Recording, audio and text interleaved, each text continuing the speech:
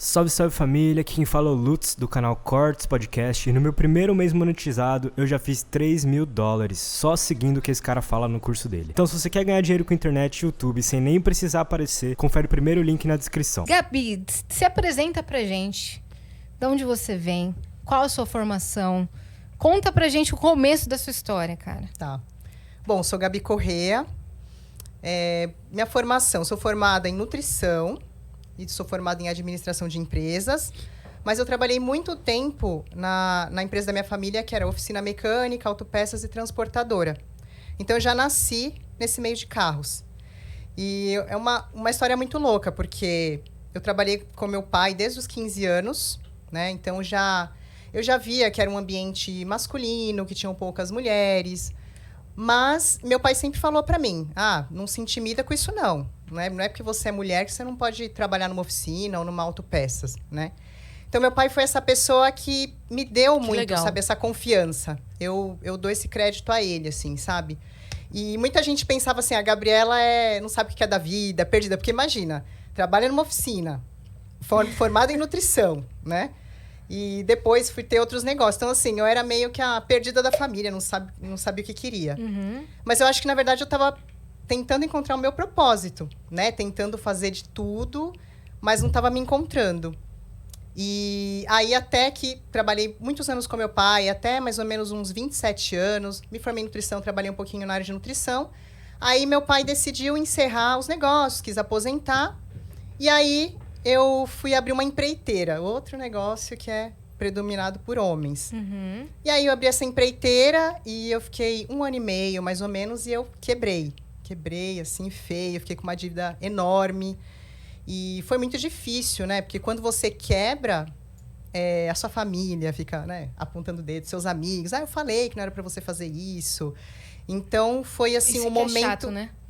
No momento muito que você tá chato. precisando de força ali, velho, tipo, Sim. o que dá pra fazer pra gente recuperar? Não, falo, pô, avisei, por que você não guardou? Por que você não investiu? Por que você não foi fazer outra coisa? Exatamente. Então... Mas se tivesse dado certo, ia todo mundo querer sambar na musiquinha junto, Falar, né? Aí a Gabriela lá, é. falei pra Mas você ela sabe fazer. que, na época que deu tudo errado, eu me esforcei o máximo que eu pude e deu errado. E aí eu ficava, ai meu Deus, por que deu errado, né? Eu não me... Assim, não é que eu não me conformava, eu queria uma explicação para tudo isso, né? Então, aquilo... Quando a gente fala, né, que às vezes Deus ou, sei lá, o universo tem uma coisa melhor pra gente, é sobre isso. Porque às vezes você tá insistindo numa coisa que não tá legal, né? E aí parece que desmorona tudo, né? E aí depois vem uma coisa bacana, né? Então, acho que foi mais ou menos isso que aconteceu com a Lady. Porque quando eu quebrei, eu tive que passar, assim, por uma reconstrução. Uma outra Gabriela. Eu tinha, sei lá, 29, mais ou menos. Uma outra Gabriela. Então, imagina, endividada. Eu ia casar na época, começando uma vida de casada, dependendo do marido. A pior coisa, né? Eu odeio. Uhum. Então, o que eu fiz? Quando eu quebrei, eu decidi que eu ia estudar de novo, fazer administração, porque eu vi que eu falhei muito na parte financeira. Então, eu fui estudar e fui trabalhar. Aí, assim, o que me pagaria melhor na época seria a minha profissão de nutricionista. Então, eu fui trabalhar na Obra das Olimpíadas como nutricionista. Eu trabalhei lá, fiquei lá 3 anos e estudando, trabalhando. E, assim, trabalhando para pagar a dívida, né? Porque o meu salário não era alto na época.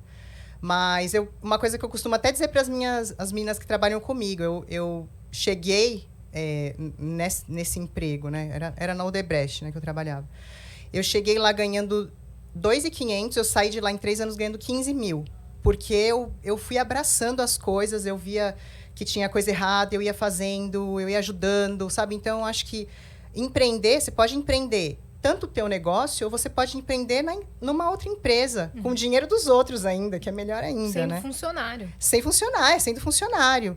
Então, eu fiquei anos trabalhando, 3 anos, me formei, paguei minhas dívidas, graças a Deus, até que a gente entregou a obra para as Olimpíadas, né? Eu fiquei desempregada. E aí, eu passei por uma situação de assédio dentro de um carro de aplicativo. E eu fiquei pensando, falei, caramba, né? Por que a gente tem que passar por essas coisas? Porque além de passar assédio no carro, eu não sei vocês, mas eu já passei assédio também em ônibus, minhas primas, minhas amigas passaram em metrô. Isso sempre foi uma coisa falada dentro da família, entre nós. Tipo assim, a gente não dividia muito com os pais. Porque se a gente dividisse com os pais iam falar, não, ai, minha filha, então larga esse trabalho, trabalha mais perto de casa.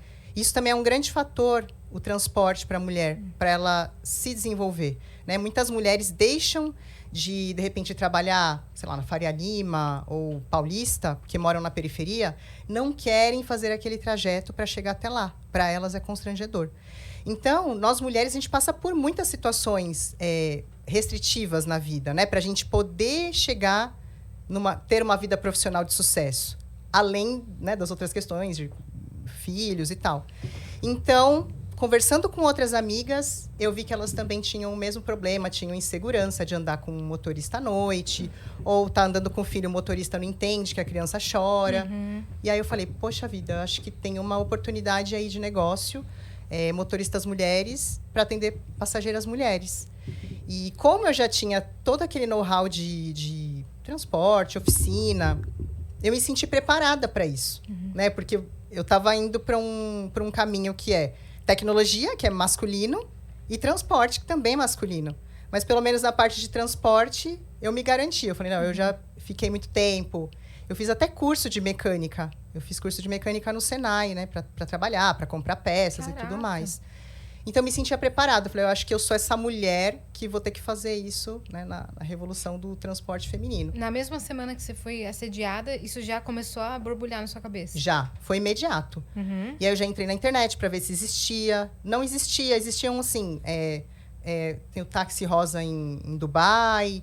Existiam coisas bem pequenas, nada muito grande. Aí eu falei, não, eu vou fazer isso. E aí eu comecei a desenvolver todo o business plan e escrever o projeto, o que era, né? Eu fiz tudo, assim, muito de dentro mesmo, assim, sabe? Com muita vontade. E eu comecei a mandar para... Na época, tinham aceleradoras de startup. Sim. E eu mandei para várias aceleradoras.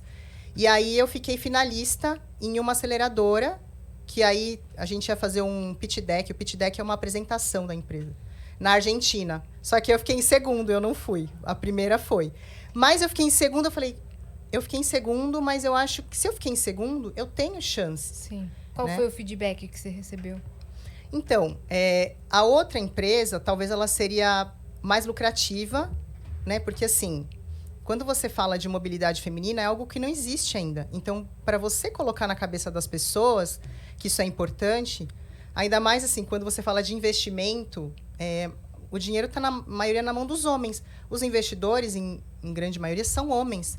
Né? Então, para você chegar para um homem numa mesa, na Faria Lima, né, ali num banco, todo mundo ali fala, olha, nós mulheres precisamos de um transporte seguro. Os caras falam, nossa, mas para quê?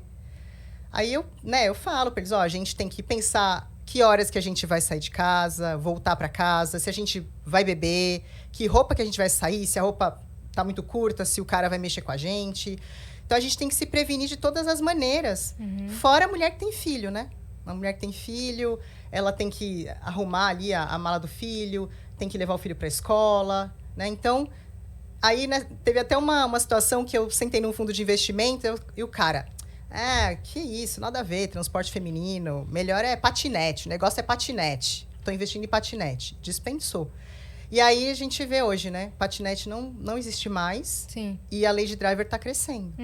Então, eu tenho o apoio das motoristas. Então, as motoristas fizeram, assim, muita campanha pra gente no início. Ainda fazem, no Brasil inteiro, sabe? Porque elas querem algo feito para elas. E as passageiras também. As passageiras sempre divulgam, falam para as amigas, né? Porque nós, mulheres, sabemos das nossas dores, né? E aí, comecei esse negócio, né? Não foi fácil, porque eu não era da área de tecnologia, né? Como vocês sabem, nutrição, administração, oficina. Mas aí eu trouxe sócios de tecnologia, né? Tenho o meu sócio que é comigo, que é o José Reinaldo, Para desenvolver aplicativo, essas coisas? Sim, ele que fez toda a gestão do projeto do aplicativo, aí depois a gente contratou desenvolvedores. Então, né, quando vai começar um negócio de tecnologia, você tem que ter uma pessoa que entenda de tecnologia, porque é muito difícil. Às vezes, uma mulher tem uma ideia de um negócio que envolve tecnologia. Se ela não é da área, ela tem que trazer alguém da área, porque é extremamente difícil hoje você contratar desenvolvedores, né? Eles estão muito valorizados no mercado, né? Então, e assim, os caras começam aqui, vão para outro projeto. É bacana para eles, né? É um crescimento que está tendo na área. Mas se a pessoa não tem conhecimento, fica muito difícil ela criar um aplicativo ou desenvolver algum tipo de sistemas. Então, eu trouxe, né, um sócio comigo que cuida da área de tecnologia para mim. E eu fiquei muito, né, na divulgação, conversando com as motoristas. Gente, eu ia falar com as motoristas assim no começo e eu falava com uma por uma no WhatsApp. Eu não mandava lista de transmissão, não. Era uma por uma. Aí tinha umas que... Ai, legal. Vou chamar outra amiga minha. Aí tinha umas que Ainda falavam dava assim, pra falar uma por uma, né? Oi? Ainda dava pra falar uma. Ainda dava,